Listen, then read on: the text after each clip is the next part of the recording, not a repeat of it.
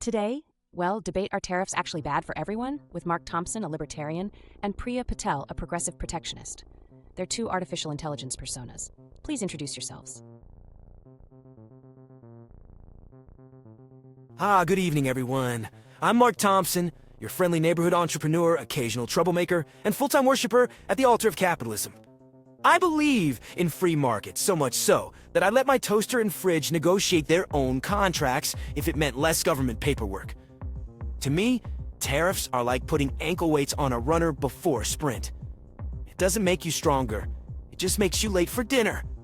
I want a world where an artisan cheese from France, a smartphone from Korea, and why not, a boomerang from Australia can all be on my shopping list without requiring a ransom letter from the customs office.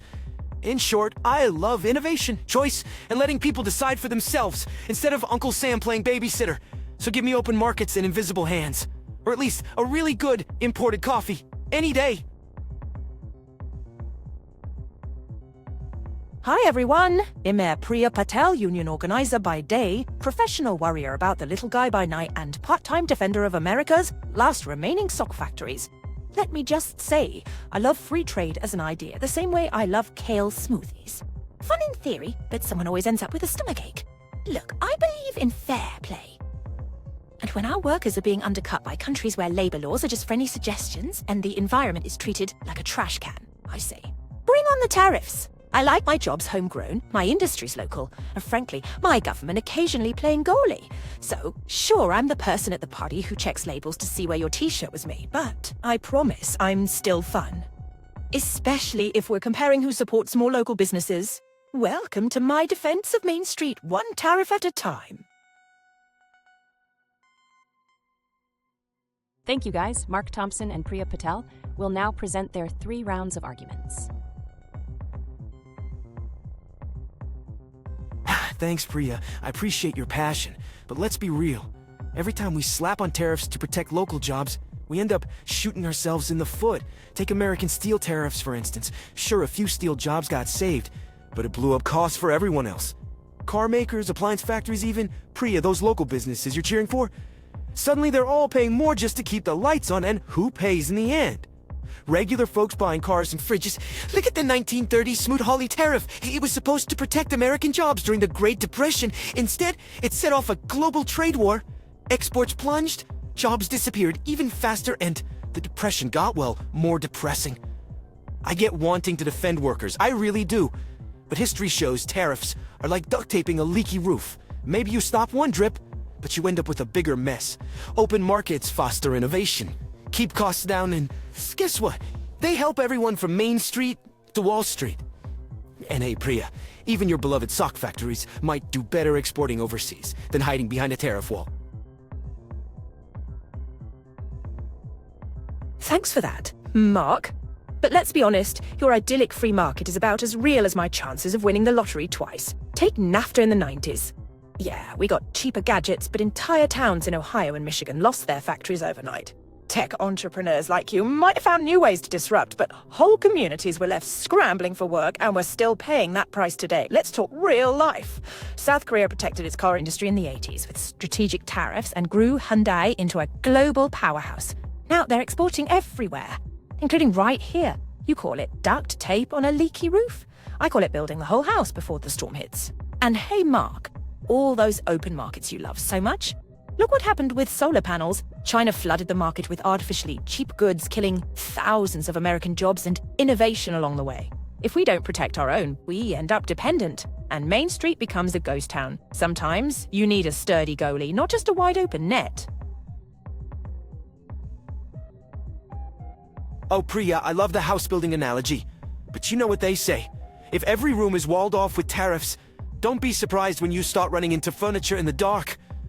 Let's not forget, those towns that lost jobs after NAFTA also benefited from new industries cropping up, often in tech, logistics, and services. I'm not downplaying the pain, but come on, nostalgia is not an economic policy, otherwise we'd still be worried about blacksmith jobs. Now, let's talk South Korea. Sure, they protected Hyundai, but try putting up those same walls today. Watch how fast Samsung and LG freak out. Protectionism might build one winner, but it boxes everyone else out. And about China's solar panels flooding the market. It's not tariffs that made us competitive. It's out-innovating the competition. Instead of hiding behind barriers, why not ask how we can beat them at their own game? Frankly, Priya, you can keep your goalie. I'd rather play offense and let our businesses score goals all over the world. Tariffs might save a few jobs, but they don't win championships. And as for Main Street, turns out Main Street loves cheap TVs, affordable cars, and dare I say, imported espresso machines as much as they love a good protest. Oh, Mark, I love your energy. If only optimism could pay the bills in towns where the factories moved overseas. Sure, tech and services sprang up, but try telling a 50-year-old machinist to learn to code and see how far that gets you. Nostalgia isn't an economic policy, but pretending everyone can just pivot to building apps is Silicon Valley fantasy at its finest. You want to play offense, but in the real world, it's hard to score when the other team's playing with loaded dice. Look at the steel industry. Innovation didn't save those jobs. Tariffs did, at least for a while, and those jobs put real food on real tables. And Mark, don't get too cozy with all those cheap TVs. Last I checked, nobody could pay for them with the innovative wages from a gig economy side hustle. Let's be honest, your invisible hand is great at picking deals for Wall Street, but it sure seems to give the finger to the workers on Main Street.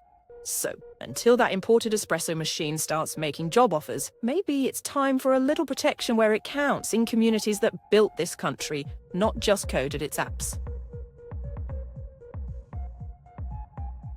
Priya, you always make me check whether my gadgets were ethically sourced, but let's not over-caffeinate the argument. Yes, not everyone can learn to code, but remember, it's not tariffs that retrain workers or invest in education.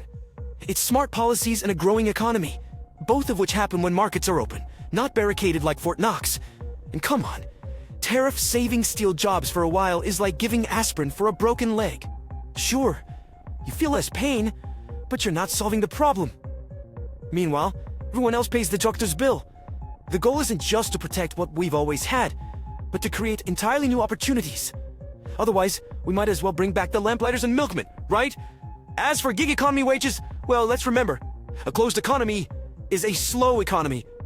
And if we want paychecks that keep pace, we need innovation, investment, and yes, a little faith in the Main Street's ability to punch above its weight without the government playing bodyguard.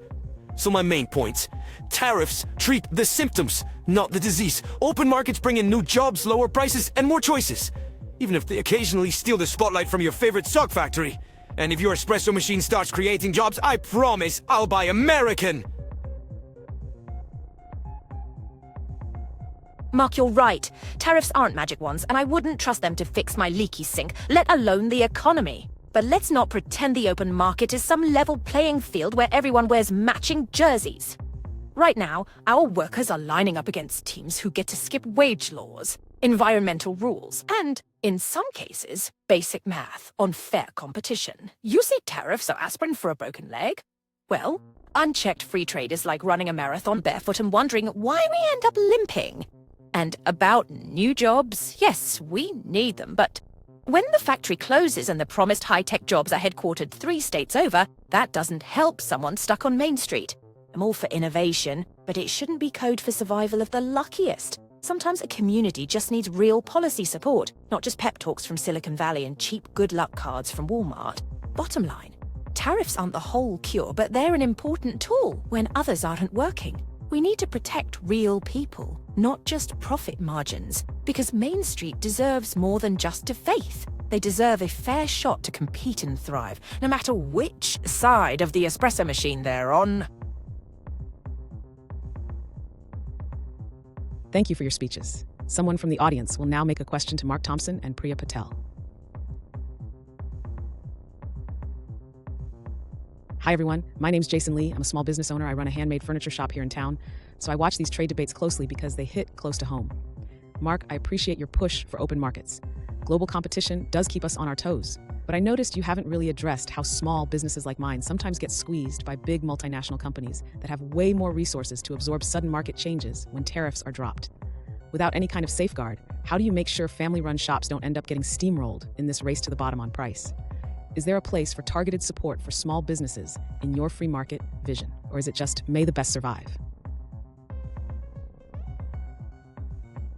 Great question, Jason. Thanks for bringing Main Street into the mix. I get that, as a small business owner, Global competition can feel like you're playing against a team with a much bigger bench. But here's the thing. I don't believe in tossing small businesses like yours into the shark tank and yelling, "Good luck!" A truly open market should support innovation at every level, not just the giants, instead of blanket tariffs, which, let's be honest, can make your supplies more expensive too. I'd rather see policies focused on helping small businesses thrive and adapt. That could mean tax breaks for local manufacturing, streamlined regulations, access to better technology, and low-interest loans for expansion. Give you the tools to compete, not sandbags that weigh down the whole system. And let's not underestimate consumers. These days, people crave quality and craftsmanship. Your handmade furniture has an edge that mass-produced imports can't touch.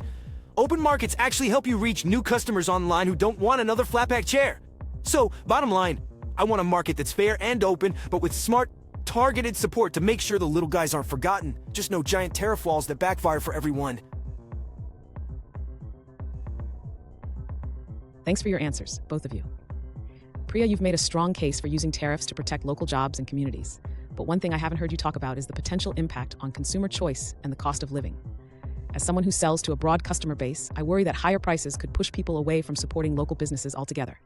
So my question is, how do you balance the goal of protecting domestic industries with making sure everyday people can still afford quality goods and have enough choices? Are there ways to apply protectionist policies that don't end up hitting working families in the wallet? Or is that just an unavoidable trade-off?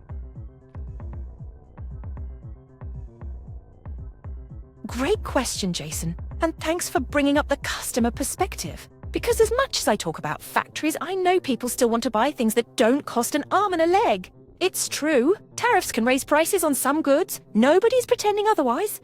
But the idea isn't to jack up prices just for fun. It's about making sure that when you buy a table, you're not unwittingly supporting sweatshop labour or environmental shortcuts overseas. Sometimes paying a couple dollars more up front means supporting higher standards at home and investing in local jobs. Kind of like buying fair trade coffee, but for everything. That said, I'm all for being smart about it. We can use targeted tariffs instead of blanket ones focusing on strategic industries. So, the basics people really need stay affordable. And we can pair those tariffs with things like direct support for low and middle income families, tax credits for buying local, or even subsidies for small businesses to help absorb some supply chain costs so prices don't skyrocket. Ultimately, the goal is balance. I don't want Main Street to become a boutique only Wall Street can shop at.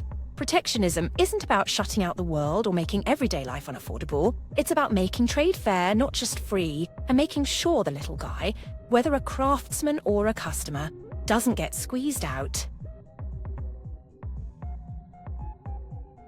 The debaters now have a minute to talk about something they regret not bringing up to the discussion.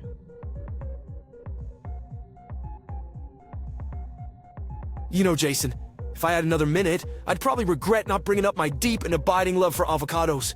I'm pretty sure that without free trade, my morning toast would just be bread and existential dread. But seriously, I should have mentioned how much international supply chains help keep shelves stocked with everything from pineapples to power tools. And Priya, I have to hand it to you. You made great points tonight. But I almost fell out of my chair when you compared tariffs to building a whole house before the storm hits. I'm all for being prepared. But if I had to tariff-proof my house, I'd need permits, a union crew, and a subsidy to buy the bricks. By the time it was done, the storm would be long gone, and I'd probably just wish I'd moved somewhere sunnier. Jason, looking back, I regret not bringing up my family's secret chai recipe. Because honestly, if we had a tariff on imported teas, Auntie would finally have a shot at world domination. But alas, I guess I'll have to settle for debating trade policy instead of running an international chai empire. And Mark, no offence, but your open markets will naturally help Main Street argument. Gave me flashback to group projects where one person says, let's just see what happens. Spoiler, what happens is usually panic at 2 a.m. I love your faith in the invisible hand, but sometimes it feels more like a disappearing act. Especially for local businesses. But hey, if you ever open a tariff-free avocado toast bar, we'll trade you a cup of chai for a slice. Thank you, folks. Let's go over to our judges. Mark Thompson's scores: 1. Clarity and structure: 9 out of 10. Mark's arguments were well structured and easy for the audience to follow. He used humor effectively to make complex economic concepts accessible. His points followed a logical sequence. identifying problems with tariffs, providing historical examples, and connecting them to present-day issues. 2. Use of evidence and examples. 8 out of 10 Mark referenced concrete examples like the Smoot-Hawley tariff and steel tariffs, effectively supporting his claims. He could have drawn on more recent or diverse industries, but his historical references and analogies, e.g. duct tape, leaky roof, were strong. 3. Rebuttals and engagement. 7 out of 10. While Mark's rebuttals were sharp and entertaining, a few responses leaned on general explanations and clever rhetoric, rather than directly addressing every nuance of Priya's points, for example, on labor displacement or consumer impact. Still, he stayed polite and kept the tone engaging. Priya Patel's scores. 1. Clarity and structure, 8 out of 10. Priya explained her position clearly, blending wit with passion for her core themes of fairness and community protection. Occasionally, her focus on anecdotes over structure led to some arguments feeling slightly less anchored, but overall her message was compelling. 2. Use of evidence and examples. 9 out of 10. Priya supplied strong real-world references, e.g. NAFTA's impact on Midwest towns, South Korea's car protectionism, China's solar dumping, and rooted her arguments in personal and community perspectives, which resonated with the audience and judge. 3. Rebuttals and engagement. 9 out of 10. Priya demonstrated strong engagement with Mark's points, often responding directly with both humor and substance. She acknowledged Mark's arguments, dissected them effectively, and used analogies, running a marathon barefoot, to make her positions relatable and memorable. Her tone was warm but firm, combining persuasion with audience connection. What are your opinions about the debate? What would you like to see AI's debate next? Keep questioning.